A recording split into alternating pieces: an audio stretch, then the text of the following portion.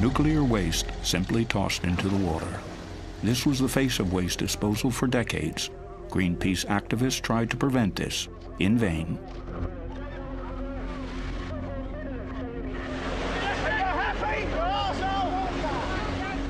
So what's the story behind all this dangerous radioactive waste in the sea? We have been conducting research for a year now in an attempt to find out what became of the barrels of nuclear waste.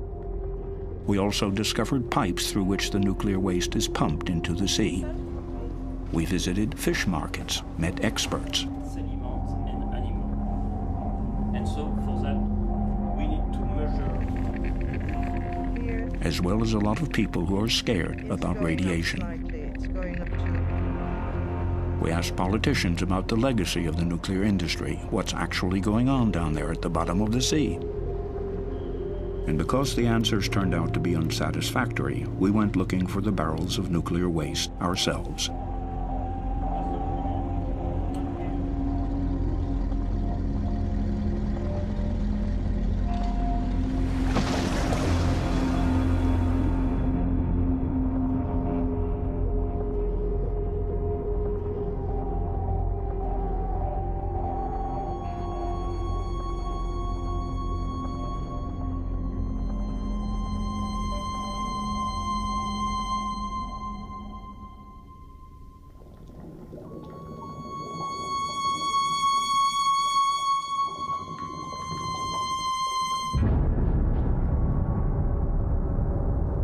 We are going to get to the bottom of what happened in the past. We want to know, where is it radioactive, and what is the source of radiation off the coasts of Europe?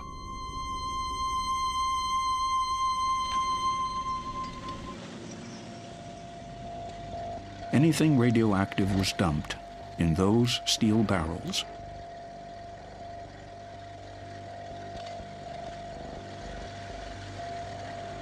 Contents: low-level radioactive waste from hospitals, but also radioactive waste from nuclear plants across Europe.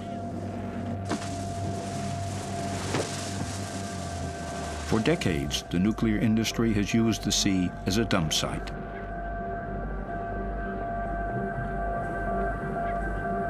May 1967. In the port of Emden, Lower Saxony, nuclear waste from Germany, Britain, and France will be loaded onto the British cargo ship Topaz. The barrels are to be dumped in at least 4,000 meters of water. The nuclear waste was supposed to be diluted by the water. This is considered to be an absolute certainty. The British crew of the Topaz dumps the radioactive load into the sea. More than 100,000 tons of nuclear waste disappear into the North Atlantic, the Irish Sea, but also into the shallow waters of the English Channel.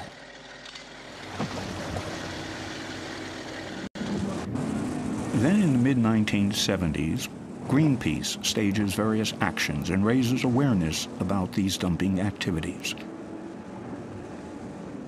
An outcry resounds across Europe.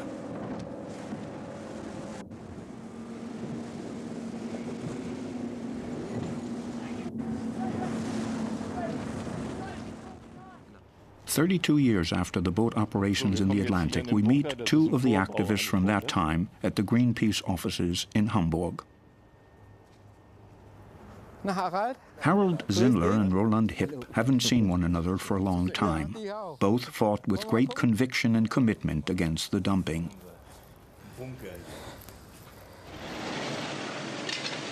We show Harold Zindler the video footage. Even today, years later, a chill runs down his spine. This is cynical. But the nuclear industry was unmoved by the Greenpeace actions. The dumping continued. Environmentalists were criminalized and attacked.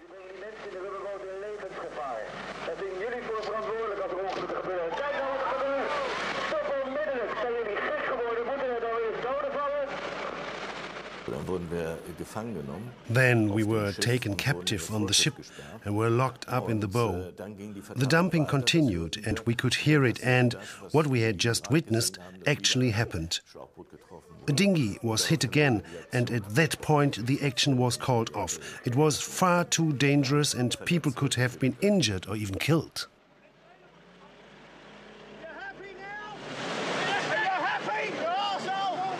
These events took place more than 3 decades ago.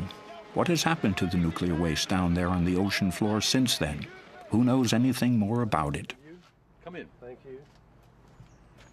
We meet with the nuclear physicist John Large in London. He was involved in the development of a British atomic bomb in the 1960s and knows a lot about the dumping, particularly by the military. Large owns an extraordinary souvenir, a non-radioactive fuel rod from the Sellafield nuclear facility. Fuel rods of this kind were sunk deep in the ground. Large tells us something surprising. The men on the ship were being exposed to radioactivity while they were on the ship. So the ship was making its way to its dump site. Those men were like ticking clocks. The longer they stayed near the waste, the better. So it was on the captain to actually reach his allocated dump site within a certain time. If the ship ran into weather difficulties or was making a bad headway, it was slow, the captain was not concerned necessarily about where to dump the waste, but the time that the crew were being, and himself, were being exposed to radioactivity. So when the clock ran out, that's when they dumped. So there can be no assurance that the radioactive waste was dumped where the civil servants said it was dumped. So how can these barrels ever be located for, say, control purposes?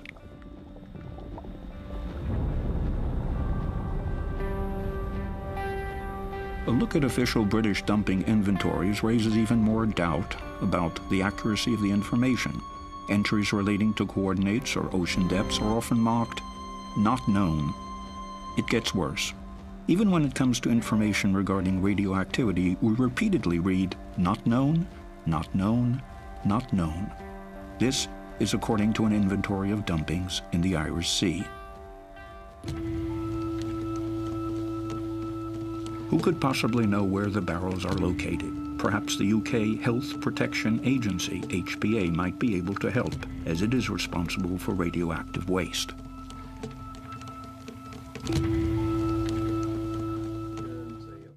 We meet Dr. John Cooper, departmental head of the Center for Radiation, Chemical and Environmental Hazards.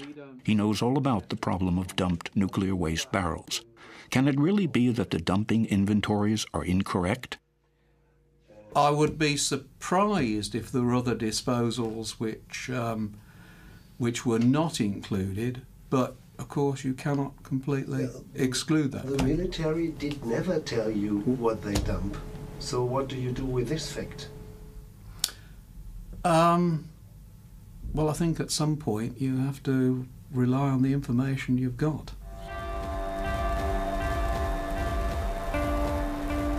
The UK nuclear reprocessing site Sellafield, formerly Windscale. The atomic waste also came from here and disappeared into the Irish Sea, into the Channel, into the Atlantic. The suspicion, highly radioactive nuclear waste may have been dumped. It was officially banned.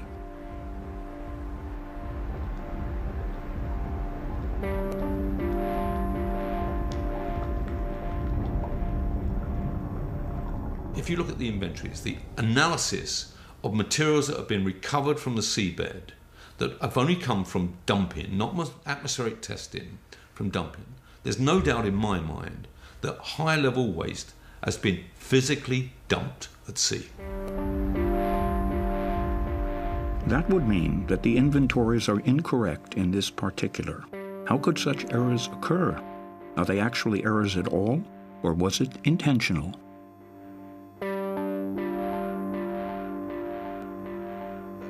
Powers that are written in a future. Michael Meacher might know more about this. He was Minister of State for the Environment from 1997 to 2003 and an opponent of the dumping policy. Charging for workplace parking levies and other measures which local authorities will put into their local trial.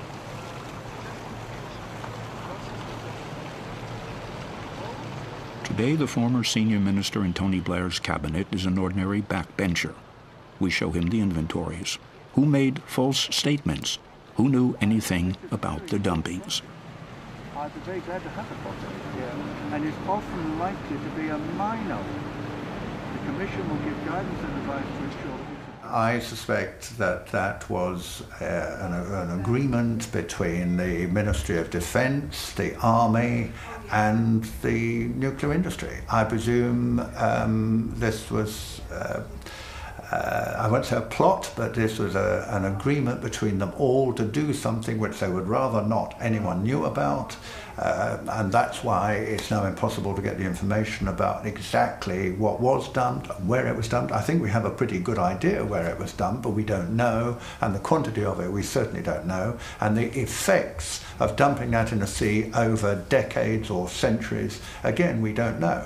I mean, this is a sort of conspiracy. Even Greenpeace didn't know at that time how bad it was, but the protests were successful. The dumping of nuclear waste was forbidden worldwide in 1993. Greenpeace activists were celebrated as heroes, as in the case here in Vigo, Spain. For more than half a century, barrels of nuclear waste had been dumped into the sea in keeping with the motto at the time: the solution of pollution is dilution.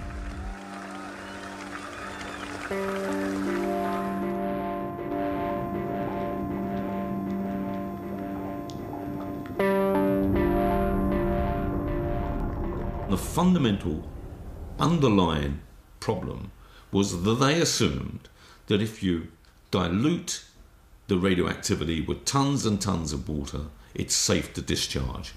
If you dump solid radioactive waste and it dissolves in tons and tons and tons of water, then it's safe to dispose of it in that way. And that is being proved wrong time and time and time again.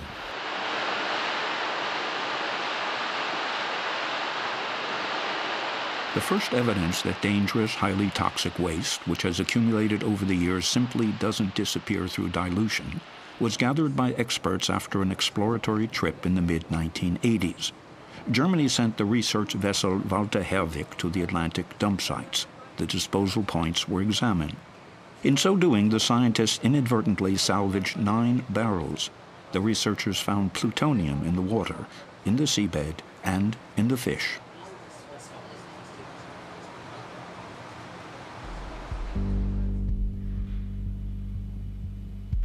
Internal papers from the Atomic Energy Agency, IAEA, state increased concentrations of plutonium in the dump sites indicate plutonium leaks from the barrels.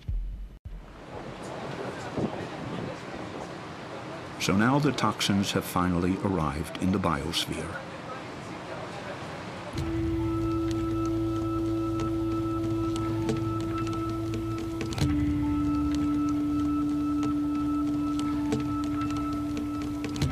Monaco, seat of the IAEA's marine laboratories. Biologists here are researching the dangers of nuclear waste in the sea. This is the head of the laboratory, Dr. Hartmut Nies.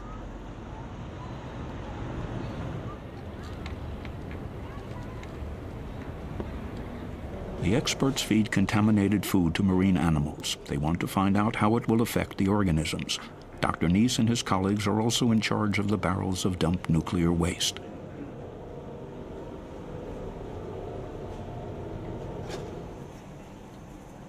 The key question is, what happened to the barrels? Are there still any undamaged barrels down there after all these years? Or are they all corroded? We examine the ocean floor constantly in any case, and we would certainly have noticed any barrels. So you would assume that the barrels in the English Channel would all have rusted open or have simply gone? I would assume so. And if you would now find undamaged barrels, wouldn't it be better to salvage them? If it's not going to cost me a lot to get them out, of course. Yes. There hasn't been a single new investigation into the dump sites for 12 years. Is Nies right? Are all the barrels corroded?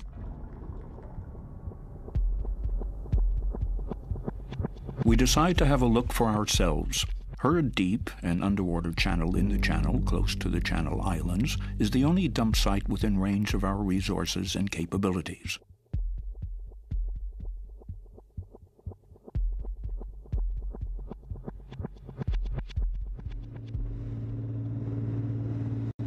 We have chartered a boat. Hurd Deep is approximately 10 nautical miles northwest of the Channel Islands, Alderney. A small submarine is supposed to provide us with video images. The unit is almost impossible to maneuver because the English Channel is known for its strong currents. The Greenpeace activist Harold Zindler is on board.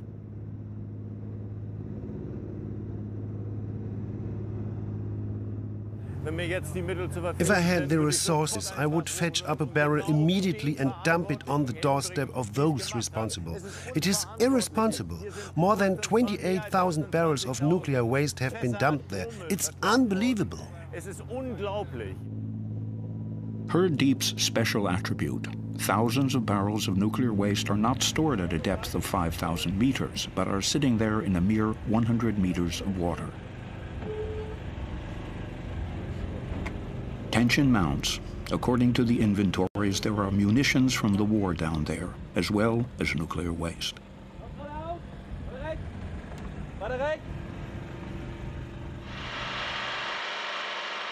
What are we going to find?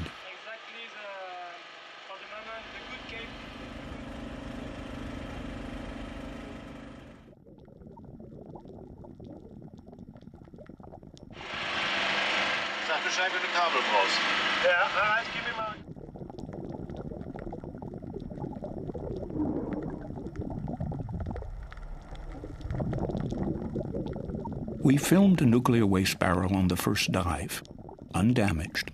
So there are sealed barrels still down there which could be salvaged.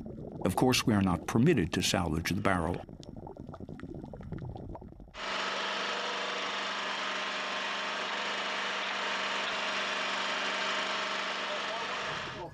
On the second dive, we also discover this totally corroded barrel. Up on the boat, the find leaves Harold Zindler upset. What shocked me most here, we discovered barrels very close to land in 140 meters of water in a place where we can even see Alderney and are looking towards France, which is barely 30 minutes away.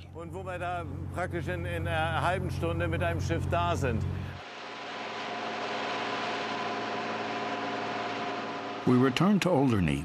What does this find mean for the residents of the island?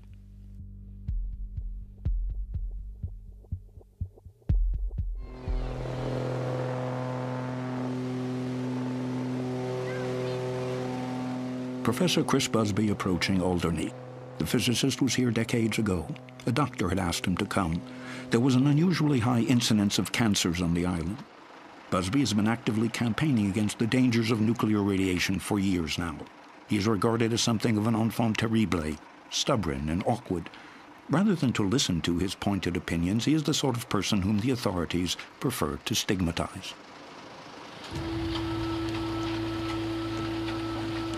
Alderney is a peaceful place. Time passes more slowly here than elsewhere. It has a total of 2,400 residents.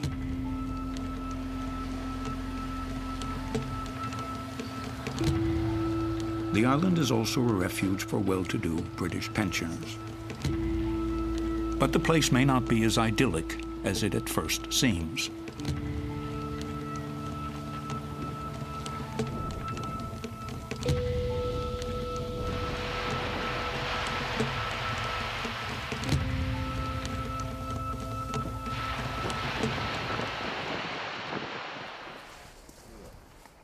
To our surprise, Busby first of all takes us to the cemetery. According to the thesis, you have to look for the victims. That will tell you more than any maximum radiation levels. 35. Where? There. No, for 50. So you only need to find one case of childhood leukemia on the whole island, and you've got an answer. You've got too many childhood leukemias. Too many. Another LIAM. We try to find out whether there really is an increased incidence of cancer deaths. However, the UK government keeps the precise statistics under lock and key. Data protection policy. Perhaps we'll find clues on the island. We take a stab at it and ask in the residential area near the cemetery about causes of death. One of the estate agent's first wives died from a brain tumour, and then when we came over a few years ago, his second wife had a brain tumour, but I think she's all right now. And there was actually a series on the television in England about operations where they filmed them live. And they filmed a chap having a brain tumour removed, and we found out that he was from Alderney, and he in fact died last year. But I think there's been a child here, at least one child with a brain tumour. We're going back to England. Statistically speaking, this would be very noticeable, but the authorities have only one thing to say to Chris Busby. Everything is fine. Wow. You're right. Okay. The professor goes with us to the beach. He wants to measure radiation. The competent UK authorities argue that both the quantity and levels of radiation were far too low to cause harm to people.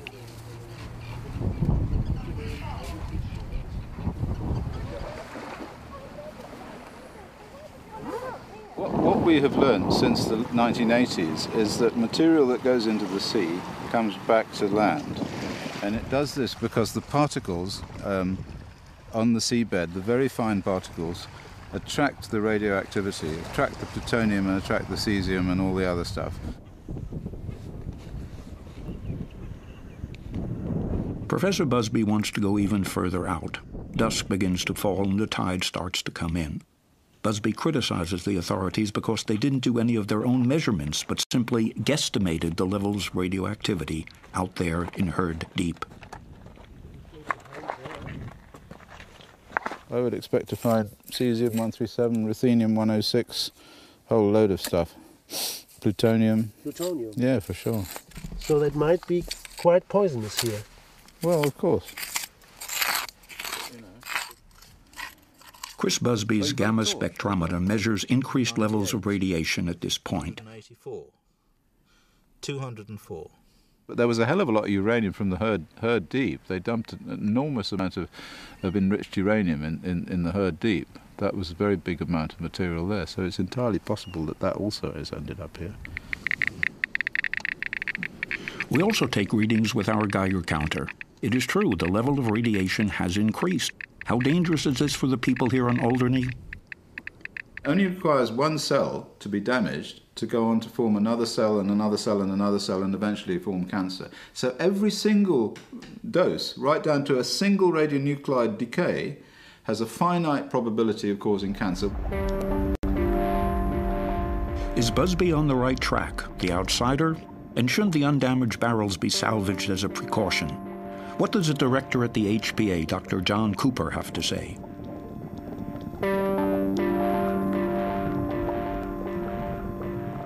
I don't think there was a great risk, a significant risk from the disposals at Hurd Deep. Even if it is only 100 metre? Yeah, it's probably something you wouldn't do these days. I think the best way of approaching this is to leave the material where it is. We chase up the Atomic Energy Agency, competent in these matters. How does the agency evaluate the dangers of these dumped barrels? We have seen that the sea's capacity for dilution is so vast.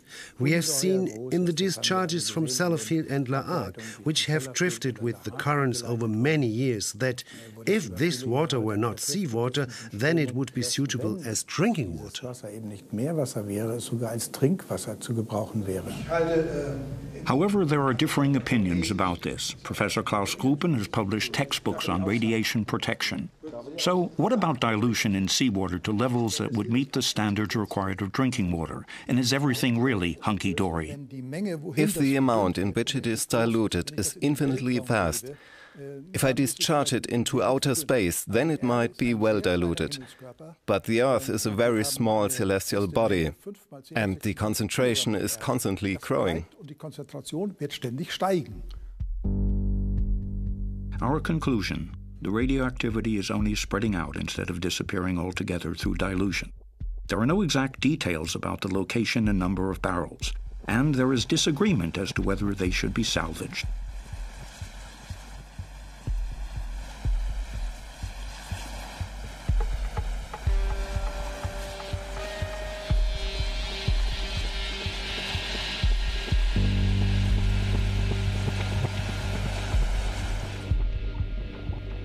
The dumping of nuclear waste in the sea was banned worldwide in 1993, yet the nuclear industry has come up with other ways.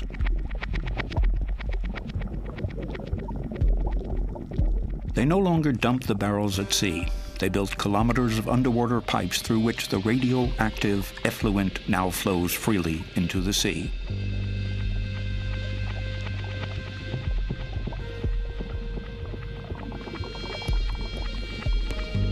One of these pipes is situated in Normandy. It comes from the French reprocessing plant at La Hague. Greenpeace protested here too, underwater.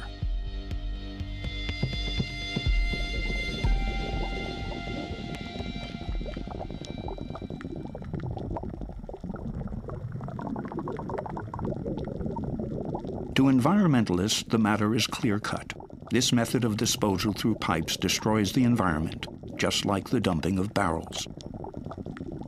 The advantage for the nuclear industry, no more bad press because of the barrels.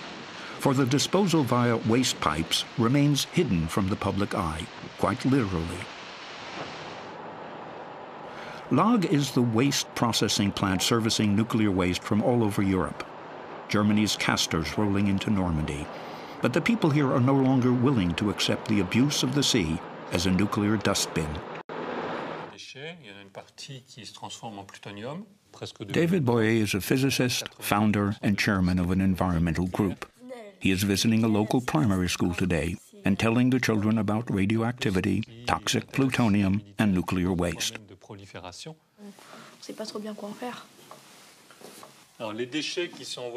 David Boyer asks us to come with him to the fish market.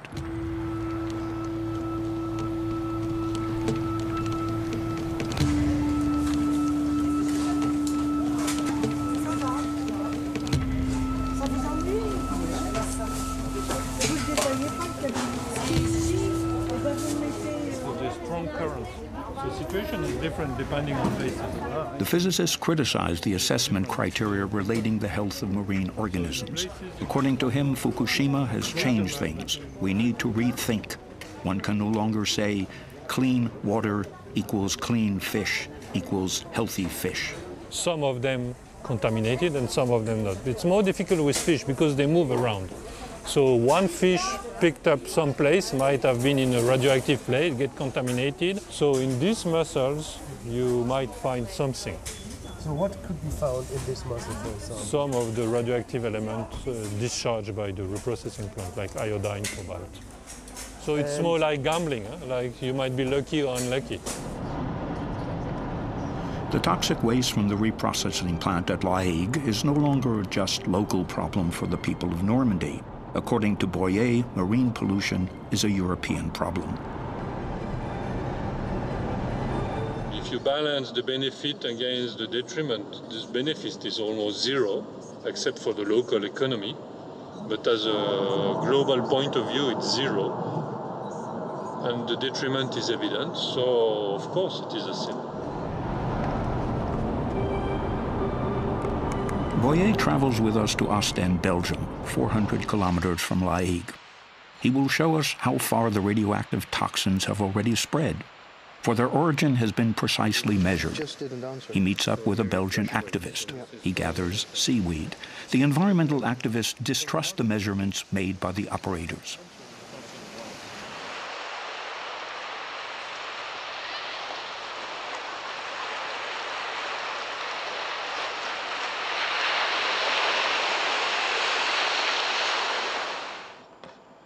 Boyer travels with us to Holland. He wants to collect seaweed samples for his lab here as well.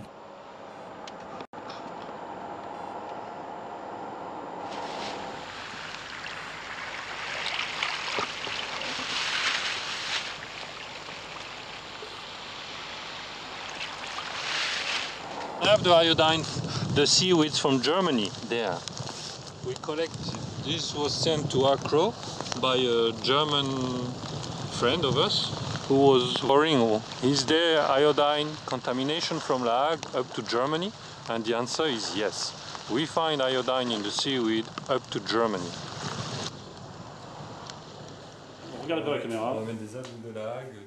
We are back in Accro's labs, the Citizens Initiative. The water that was just brought here by volunteers has given a 5-fold higher tritium value than the rating supplied by the French operator Arriva. It is now obvious why the citizens take their own measurements.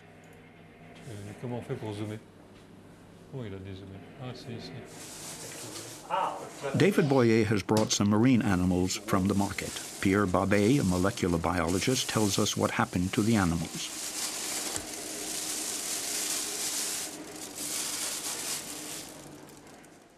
We now know that there is a very good exchange between the deep sea and the upper water layers. The radioactive toxins accumulate in the food chain. This little worm here, for example, can contain 2,000 to 3,000 times more radioactivity than its environment. It is then eaten by the next biggest creature and so on. At the end of the food chain, we discovered damage to the reproductive cells of crabs. And this damage, these genetic defects, are inherited from one generation to the next. And the effects and the mechanism of human cells and animal cells are the same? Yes, yes. I don't know, a cell in human or in animal, it's the same.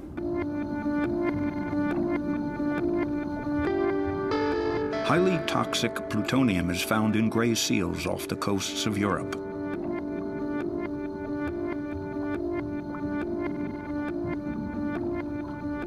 Radioactive cesium has been found in porpoises.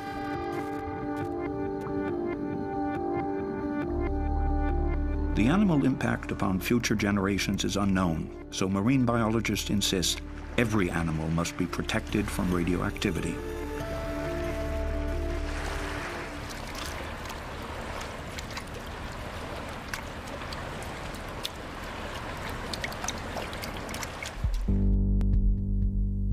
But how dangerous is the nuclear waste in the sea for us humans? We look for answers to this question in the UK, in Sellafield. There have been some alarming reports from there. The second disposal pipe for Europe's nuclear waste is located in the north of England.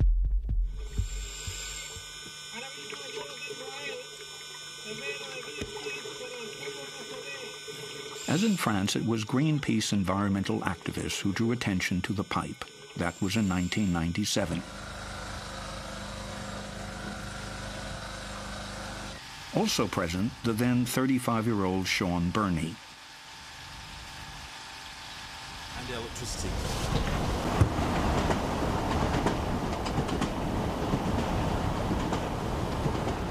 For nearly 2 decades, Burney has been actively campaigning against the discharges. It is a struggle for numbers, limits, but also the prerogative of interpretation.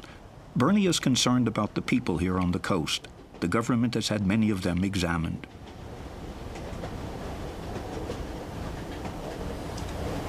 You see here, along this coast, there are people living on this beach. You can see these small houses. And they are what's considered one of the critical groups because they live right on the beach. They're exposed every day to the sea and therefore to radiation coming in from the sea. So their houses are full of plutonium dust. Their bodies will be more radioactive. They'll have plutonium in their teeth. The closer you are to Sellafield in the UK, the more plutonium you have in your teeth. The pipe from Sellafield is clearly visible only from the air. But how could the disposal contractor bypass the ban on discharges? Nuclear waste is still being dumped in the sea. The operators argue this is land-based disposal and therefore legal. It has been approved by the authorities. Is there a scientific, logical reason why barrels are prohibited and discharges are allowed? I think it is more a philosophical question. This is not a philosophical question for him. Wolfgang Rinneberg was Director for Nuclear Safety at the German Federal Ministry of the Environment and is an expert in the disposal of radioactive waste. No, there's no logical reason for it. Ultimately, there are only economic reasons. The question is, how expensive would it be to install appropriate filtration systems, for example, that would ensure that a discharge of this kind is close to zero? Perhaps this plant would prove to be uneconomical. That's what's behind it. There's no evidence of a physical reason or any other reasons for that matter. Every day, more radioactive swill flows into the Irish Sea. Nuclear waste from Sellafield can now be found on the Norwegian coast.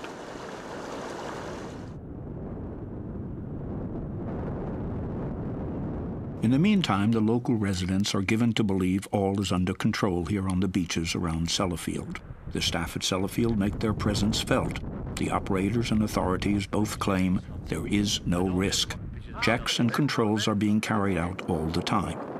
And yet, plutonium can be found here on a daily basis. The toxic waste returns from the sea here as well. It leaches out, it dries, and is left lying on the beach. The people here have long since guessed that the dangers are greater than those responsible care to admit. We're not going to change the world. Little people don't do it. It's the big people that do that. I've never heard any frightening tales. It could be kept quiet. It could be under the carpet. It might not be. But until I know, you know, the sea's being polluted all over the world. The beach at Sellafield has won an award for being one of the cleanest in England. Every day, a groundhog or a small excavator removes plutonium from the beach. A scanner locates small radioactive particles at a depth of 30 centimeters. In recent decades, the operator at Sellafield has tossed more than 500 kilograms of plutonium into the sea.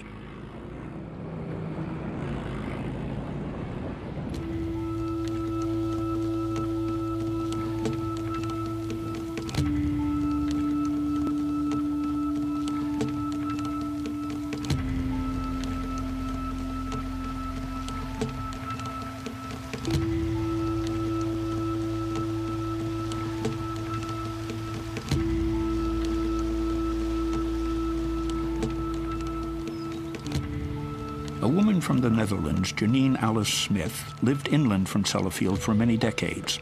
She is positive that the British authorities are playing down the problem of radioactivity. And she is also convinced that years ago, plutonium from Sellafield caused her young son's illness, leukemia. So the reason I became... We used to go to the beach, and we used to spend lots of time on the beach. And like all babies, he picked up sand, he put it over his head, he put it in his mouth. At the age of 12, he got leukemia. And I then realized that he was not the only one. There were more children in the area. Donald, he did okay. He was diagnosed as a little child, but at the age of 19, he was afraid that it would come back. And Gemma, she died at the age of 7. She had to have a bone marrow transplant, but she died of infection. Windscale, the biggest commercial nuclear reprocessing works in the world.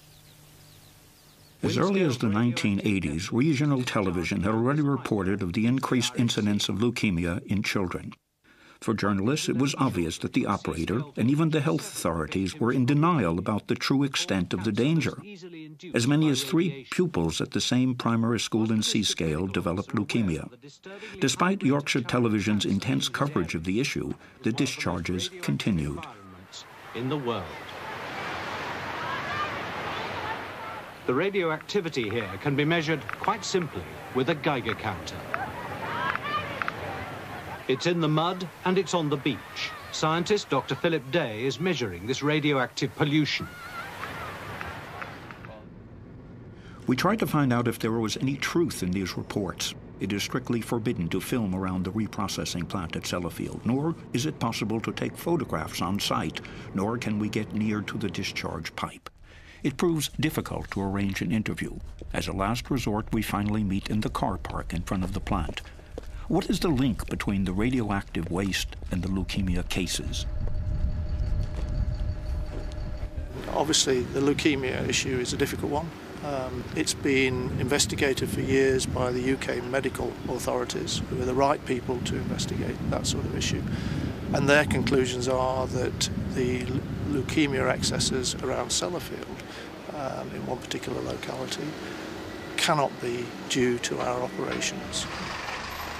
On the basis of that reasoning, the beach remains open in spite of the plutonium finds. It has been long since assumed within the scientific community that chronic poisoning, even low radiation doses, can trigger cancer. We drove 10 kilometers inland because it is also possible to find the toxic deposits here. The level of radiation has increased on this riverbank. Janine Alice Smith and Sean Burney show us. It's going up slightly. It's going up to about 30, so that is 3 times nearly what we found sort of lower on the road when we started. And this is a spot which is freely accessible to the public. A bridle path leads along the riverbank.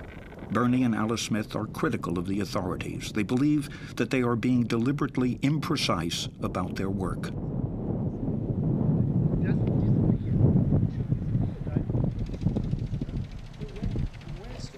So when the authorities take a sample and they measure, they might take one sample here. What I used to say to journalists, they just want to know what happens from year to year.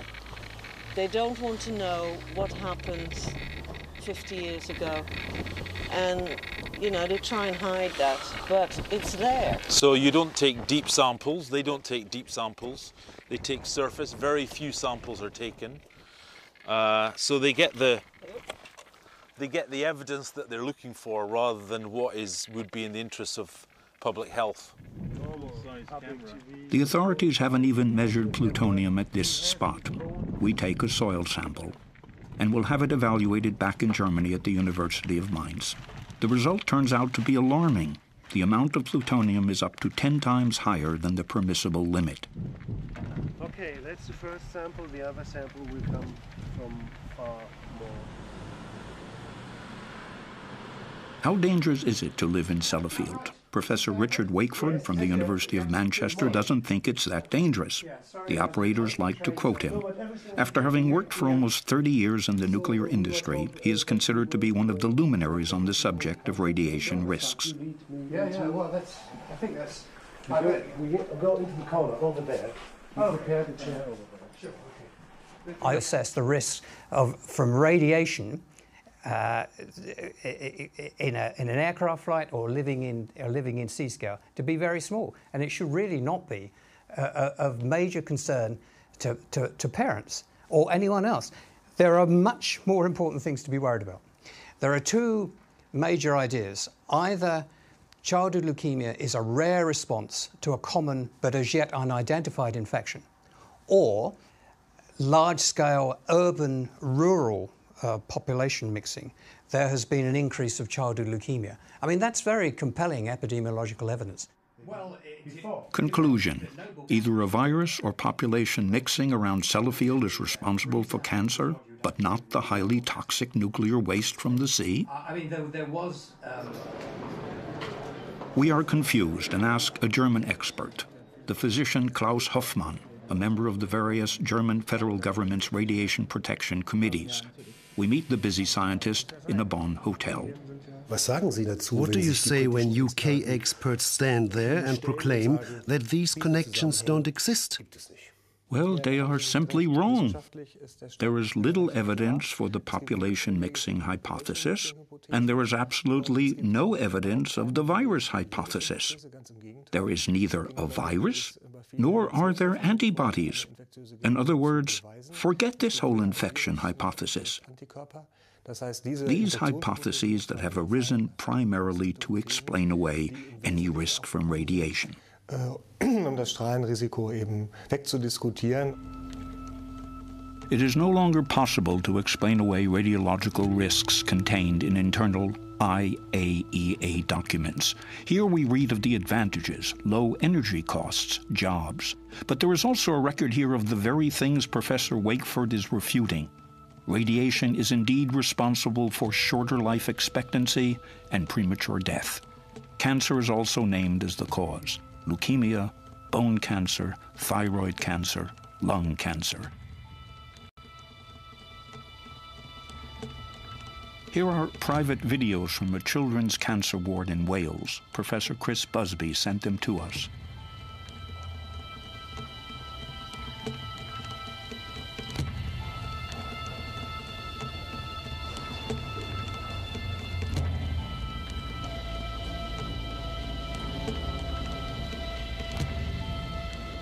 In recent decades, doctors have been registering a steady increase in childhood leukemia here. For the little ones, the treatment is torture. Everyone is convinced that the leukemia comes from Sellafield. Chris Busby asked us to visit him again.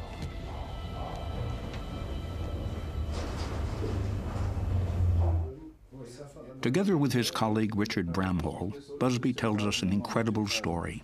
The cancer statistics around Sellafield are 10 times higher than in the rest of the country. About 20 now, if they're alive.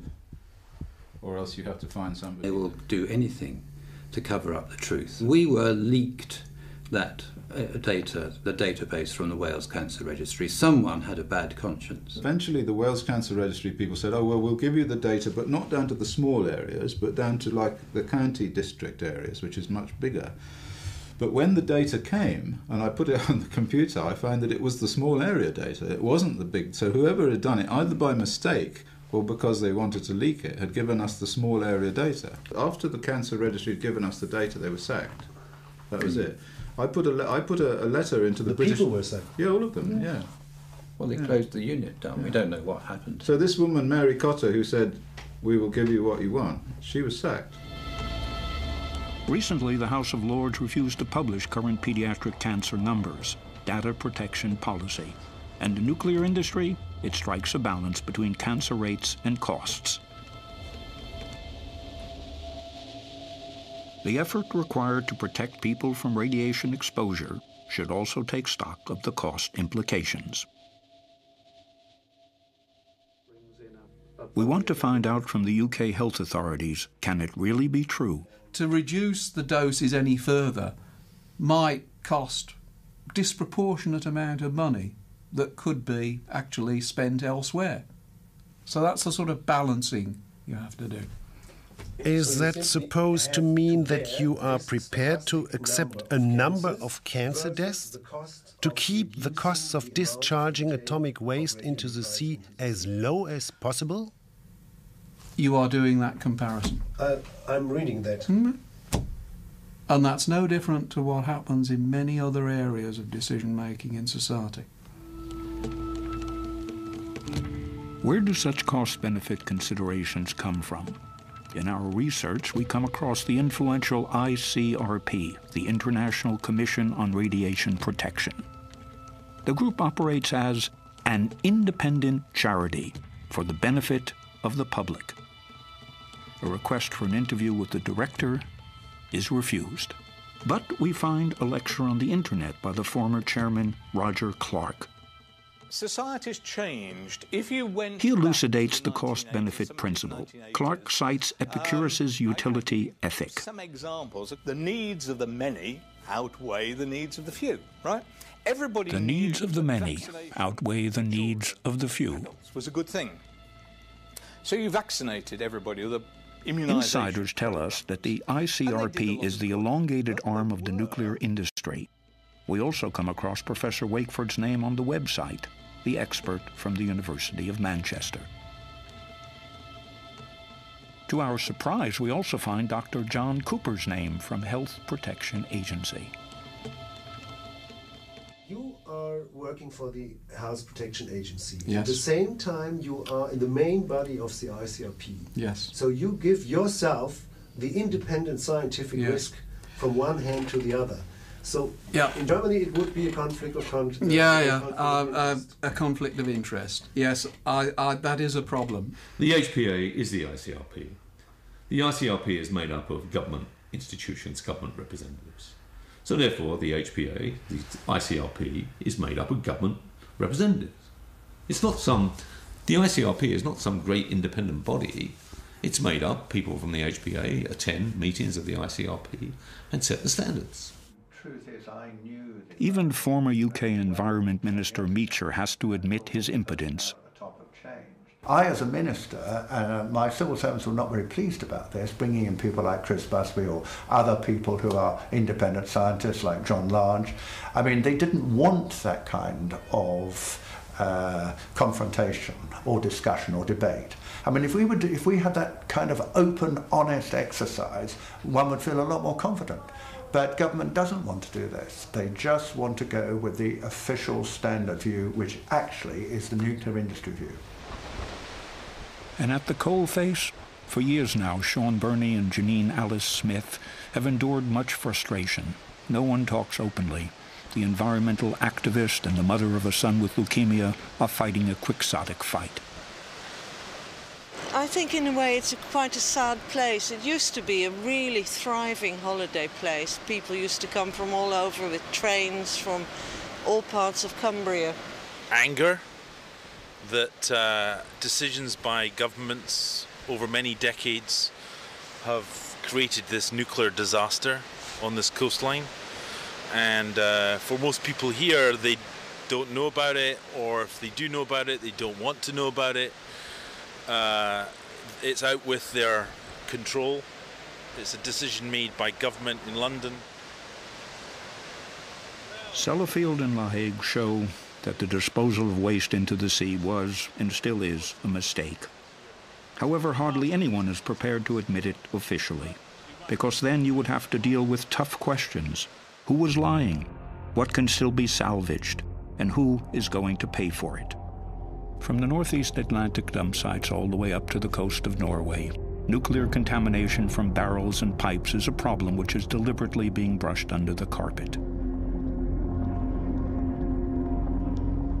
This can only be resolved by sealing off the pipes and salvaging the undamaged barrels wherever possible.